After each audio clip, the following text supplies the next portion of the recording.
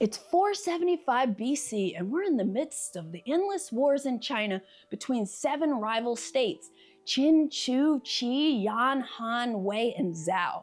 You'll lead one of these warring states by strategically placing tiles and leaders to establish new states, building pagodas, and battling to unite the country under your dynasty in HUANG, which was designed by Reiner Knizia and published by Phalanx, who sponsored this video. Hi everyone, my name is Candace Harris from Board Game Geek. We've got states to influence and conflicts to fight, so let's get down to the table to learn how to play HUANG. HUANG is a beautiful and engaging abstract strategy game for 2 to 4 players, which shares its DNA with Reiner Knizia's classic Tigris and Euphrates, and is a re-implementation of Yellow and Yangtze. The gameplay is centered around placing tiles and leaders on the board to establish and expand states in China. You earn different colored victory points when tiles are placed in a state with one of your matching colored leaders, and from winning conflicts. At the end of the game, the player who has the highest score based on the color victory points they have the least of wins. But before we start placing tiles and leaders, let's go over the setup for HUANG. To begin setup, place the game board in the middle of the play area. The board represents China during the Warring States period. Place 1 yellow governor tile in each of the marked board spaces. These represent the capitals of the 7 warring states. Then place all remaining tiles into the bag and shuffle them. Place all pagodas in the unification marker next to the board. Divide all of the victory point markers by color and place them by the board. Have each player choose a dynasty: tiger, rabbit, rat, or goat. Each dynasty has 5 leaders, 1 of each color. Each player places a screen in front of them and places their 5 leaders in front of their screen. Put any spare screens and leaders back into the box. Each player draws 6 tiles from the bag and places them behind their screen. Then draw 6 more tiles from the bag and place them face up in the market area of the board. Finally, choose a starting player at random. Now you're ready to lead your dynasty to victory. HUANG is played over a series of turns where you'll be placing tiles on the board or discarding them to perform actions. At the end of each turn, any players with fewer than 6 tiles will draw back until they have 6. As you perform different actions, you'll earn different color victory points, which you'll keep hidden behind your screen. The game ends immediately when a player attempts to draw a tile and is unable to because the bag is empty. At that point, players total the number of victory points they have in each of the 4 colors: yellow, red, blue, and green, with white points being wild. Each player's color they have the fewest points for is their score, and whoever has the highest score wins. Before I go over the actions, let's review a few core concepts. Tiles or leaders are linked if they are adjacent or if they are connected through a chain of adjacent tiles and leaders. A state is 1 or more linked tiles and at least 1 linked leader on the board. As long as a state only contains leaders of different colors, everything is peaceful. However, conflicts arise when there are 2 leaders of the same color within 1 state. Beginning with the starting player, each player takes a turn in clockwise order until the tile bag is empty when someone needs to draw a tile. On your turn, you must resolve 2 actions out of 5 potential actions. You can choose 2 different actions or the same action twice, and actions can be performed in any order. Each action is summarized on the inside of the player screens. In fact, there's a ton of helpful information on the player screens, which I'll highlight as I cover the actions. Let's start with positioning a leader. You control a dynasty of 5 leaders of the same animal type, but with different colors. Your governor is yellow, your soldier is red, your farmer is blue, your trader is green, and your artisan is white. When you perform the position a leader action, you have 3 options. You can take one of your leaders from in front of your screen and place it on the board. You can move a leader from 1 space on the board to another space on the board, or you can withdraw a leader from the board, placing it back in front of your screen. There are a few restrictions you need to keep in mind when placing or repositioning a leader on the board. A leader must be placed on an empty space, but can't be placed on a river space. Also, a leader must always be placed adjacent to a yellow governor tile. This is very important to remember. And if the last yellow governor tile adjacent to one of your leaders is removed from the board, the leader is removed as well and goes back in front of your screen. The last rule to be aware of when placing and moving a leader is that a leader cannot be placed in a space that unites states, causing a war. However, as long as there's no conflict, meaning each leader in the state is a different color, a leader may be placed to unite 2 or more states. Just like there are 5 different color leaders, there are also 5 different types of tiles corresponding to the different leaders: governor, soldier, farmer, trader, and artisan. To place a tile, take a tile from behind your screen and place it on the board. Tiles must be placed face up on an empty space. Blue farmer tiles can only be placed on river spaces, and none of the other tile types can be placed on a river space. The green and blue tiles have special effects when they're placed. After placing a green trader tile on the board, you may choose one of the face-up tiles from the market area and place it behind your screen. After placing a blue farmer tile, you can continue placing additional blue farmer tiles within the same action as long as the next tile is always placed adjacent to the previous tile and the placement of the previous tile didn't lead to a war or the placement of a new pagoda.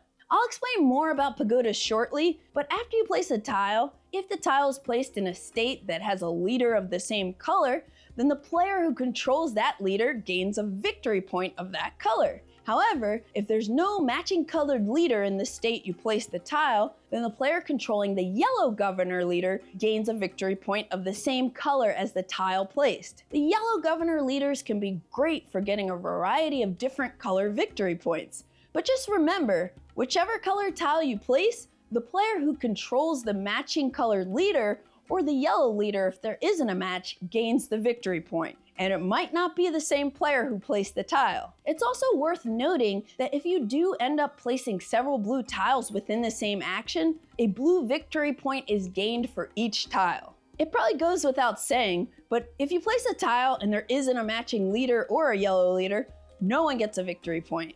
Any victory points you gain should be kept hidden behind your screen, and at any time during your turn, you can exchange 5 value 1 markers for a single value 5 marker. After placing a tile, in addition to the owner of the matching leader gaining a victory point, the player who placed the tile can establish a pagoda if the tile was placed in a way that creates a triangle of 3 matching colored tiles. You can take a pagoda of the corresponding color from next to the board and place it on the triangle. If there's not a matching pagoda available, then you can take a matching pagoda that's already on the board and move it to the triangle you just created.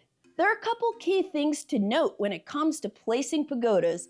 You can only place a pagoda if the tile you placed doesn't create a war, meaning you didn't unite multiple states that contain leaders of the same color, and if none of the 3 tiles of the triangle are already supporting a pagoda or any other building, such as a granary, which comes into play from a variant found in the optional rules, which won't be covered in this video. The decision to establish a pagoda is optional, but they're pretty sweet because they provide victory points. At the end of your turn, for each leader you have in the same state as a matching colored pagoda, you'll gain 1 victory point. And even though placing a tile can allow a yellow governor leader to gain points in other colors, this does not apply for pagodas.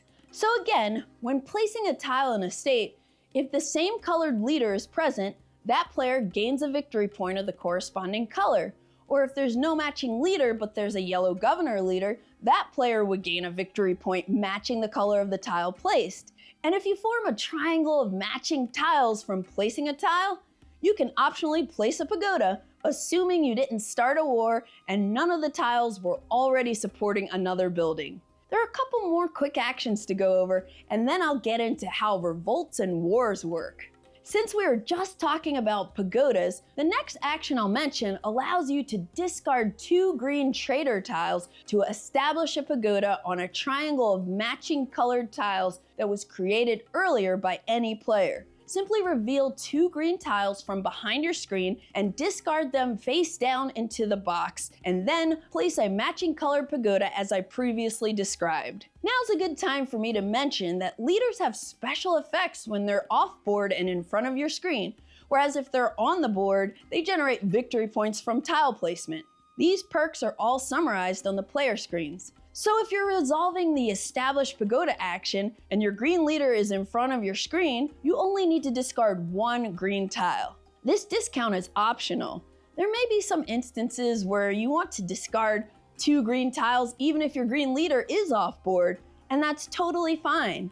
The Peasants Riot action is similar, but instead you reveal and discard 2 blue tiles, which causes a Peasants Riot. Then you choose any one tile from the board and discard it face down in the box. If your blue leader is in front of your screen, it counts as 1 blue tile for the action. A few things to note with the Peasants Riot action. You can remove any tile on the board, including the yellow governor tiles that were placed on the board during setup. If a Peasants Riot removes the last yellow governor tile adjacent to a leader, that leader is removed and placed back in front of the corresponding player's screen. And if a tile is removed from below a building, the building is removed and placed next to the board. With the final action, you can replace tiles. To do so, discard up to 6 tiles from behind your screen face down into the box, then draw the same number of tiles from the bag and place them behind your screen. So to recap, on your turn, you must take 2 actions in any order, and it can be 2 of the same action or 2 different actions. You can position a leader, place a tile, cause a Peasants Riot, establish a pagoda, or replace tiles. At the end of your turn, collect a matching color victory point for each pagoda you control, meaning you have a leader in the same state as a pagoda of the same color, and then all players refill to 6 tiles behind their screen. If any tiles were taken from the market on the board, you'll refill those as well. Then it's the next player's turn. Now that you know the flow of a turn and how the actions work, let's talk about conflicts. A conflict occurs when there are 2 leaders of the same color in a state, and there are 2 different types of conflicts in HUANG, revolts and wars. A revolt is triggered when a player places a leader in a state that already has a leader of the same color. During a revolt, the player placing the new leader is the attacker, and the player who controls the existing leader of the same color is the defender. To resolve a revolt, first determine both leaders' base strength by counting the number of yellow governor tiles adjacent to each leader. And it is possible that a yellow governor tile counts for both leaders. Once you have each leader's base strength, first the attacker and then the defender may increase their strength by committing to the conflict any number of extra yellow governor tiles from behind their screens, placing them face up in front of their screens. In addition, if either leader's yellow leader is off board in front of their screen, they can optionally add 1 strength to the revolt. Then, whoever has the higher total strength wins the conflict. If there's a tie, the defender wins. The loser must withdraw their leader from the board, and the winner gains 1 victory point in the color of the conflicting leaders. Then, both players discard their committed yellow governor tiles face down into the box. Wars, on the other hand, occur when 2 or more states are united through the placement of a new tile, and the new, larger state contains any number of leaders of the same color. In this case, place the unification marker on top of the unifying tile. It'll stay there until the war is resolved, and the unifying tile doesn't have any other effect. You won't gain any victory points or trigger any bonus effects. To resolve a war, all warring states draw their strength from red soldier tiles in the state and supporting red soldier leaders not on the board. Starting with the player to the left of the player who played the unifying tile and going clockwise, each player may now increase the strength of 1 warring state of their choice by committing any number of red soldier tiles from behind their screen, placing them face up next to the board close to the state they're supporting. And at this point, they can also commit their red soldier leader to add 1 strength to the state they're supporting. So with wars, all of the players may contribute to the war, even if none of their leaders are involved in the conflict. And the player who played the unifying tile is always the last player to commit red tiles and potentially their red leader for additional strength if it's off board. Then whichever warring state has the highest total strength from red soldier tiles in the state, plus any committed red soldier tiles or leaders, wins the war. If there's a tie, the player who played the unifying tile decides which of the tied states wins. Then you'll resolve the consequences of war. First, make note of the total strength of each losing state. Then simultaneously remove all conflicting leaders and all red soldier tiles from all of the losing states. Leave the unifying tile as is, regardless if it's red, since that tile is not considered to have participated in the war. Any non-conflicting leaders remain in the losing states. For each leader removed and returned to its player, the player who controls the same colored leader in the winning state gains 1 victory point of that color. Next, you'll compare the total strength of each of the losing states, and whichever has the highest total defines the number of red soldier tiles that must also be discarded by the winning state. First, discard all of the red soldier tiles committed for the winning state. And if that's not sufficient, then the player who played the unifying tile chooses and removes red soldier tiles from the winning state itself until the total number of discarded red soldier tiles matches the required total. After the war, remove the unification marker and place it by the board, and again, the tile underneath the unification marker remains in place. And voila! Now you have a single unified state with no conflicting leaders. So just to recap, a revolt occurs when a leader is placed in a state with another leader of the same color, and a war is triggered after placing a tile that unites multiple states that have any number of leaders of the same color. The end of the game is triggered when a player attempts to draw a tile and cannot because the bag is empty. At this point, players should remove their screens and total up their victory points by color, noting white victory point tokens are wild and can count as any color. Then your score is whichever color you have the fewest amount of victory points in, and the player with the highest score wins. If any players are tied, the tied players determine which of the 4 colors they have their second fewest victory points and compare these, and so on. In the event that players are tied across all non-white colors, the player with the fewest white victory points is the winner. In the unlikely event that there's still a tie, no one wins since no state is able to unite the empire.